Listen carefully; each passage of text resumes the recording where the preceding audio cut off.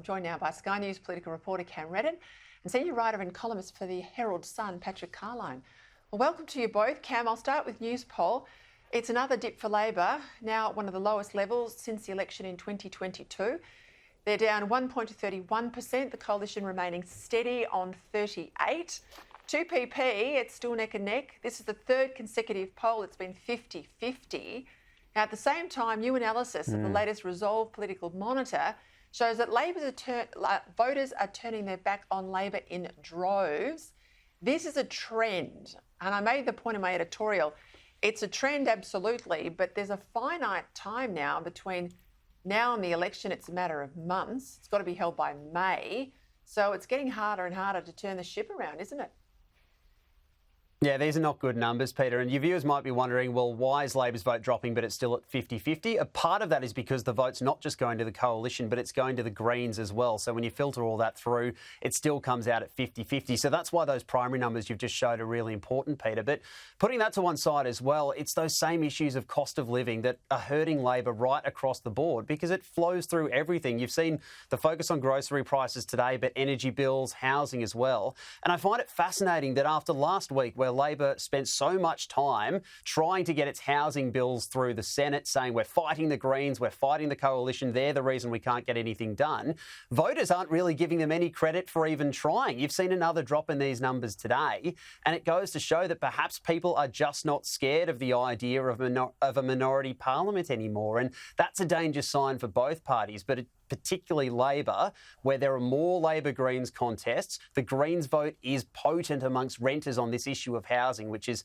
such, it cuts across all the different types of voters and demographics, ages, genders, the lot. So you're right, Peter, you look at those numbers, they're not good, and particularly when that vote tends to shift more towards the Greens for Labor, that is a real danger sign. And of course, Patrick, these are all the absolute base of the Labor voters that are feeling this pain. And something like housing, you know, let's say they go to a February election, you're not going to get enough rate cuts between now and February to make a difference. You're not going to be able to build a home by February. So there's little that people will see as tangible now between where we are today and where they are on voting day.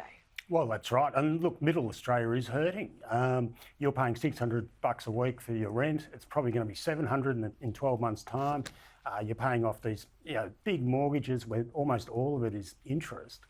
You're not getting ahead, and people aren't even treating water terribly well. And I think part of the big problem is there's no blue sky in sight. It's not like this is going to get better, as you said, certainly in the next 6 months or 12 months.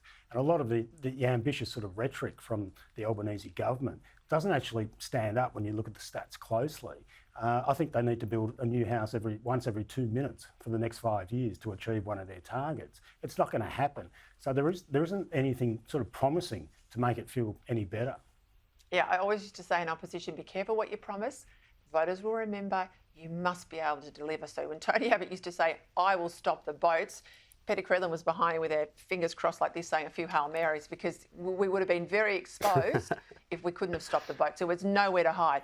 Let's go to that big speech today. Peter Dutton fronting the Cedar Lunch, Committee for Economic Development in Sydney. He spoke with Chris Uhlmann.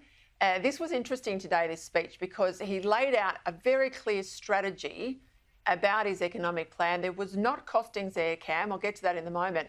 But late this afternoon, I picked up a breaking report in the UK Financial Times. This was an event in New York. The White House climate policy advisor, John Podesta, he has announced the world's biggest banks are pledging their support for nuclear power.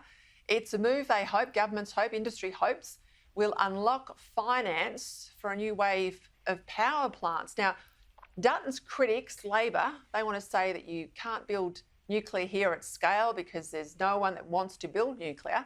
But that big news from Podesta, Cam, seems to look like things are going to change dramatically.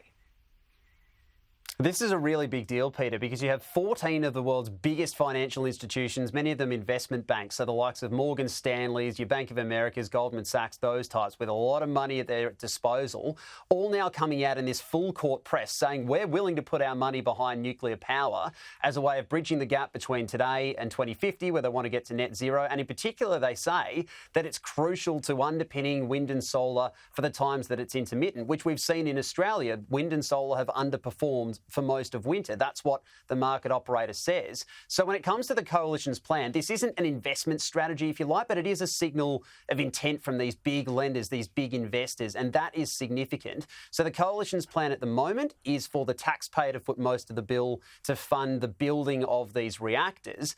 If these investors are serious, could that be a way to bring the financial cost down for the taxpayer, make the financial cost benefit, if you like, of nuclear a bit more attractive, and therefore make it a bit more palatable to those that might still be on the fence, might have some doubts about it? The political hurdles will still remain, regardless of whether there is a better financial backing for it. You look at things like overturning some of the state moratoriums, for example. There'll be work to do there. But this is a big indicator to the global market, Peter, that these big banks, these big investors are willing to back nuclear.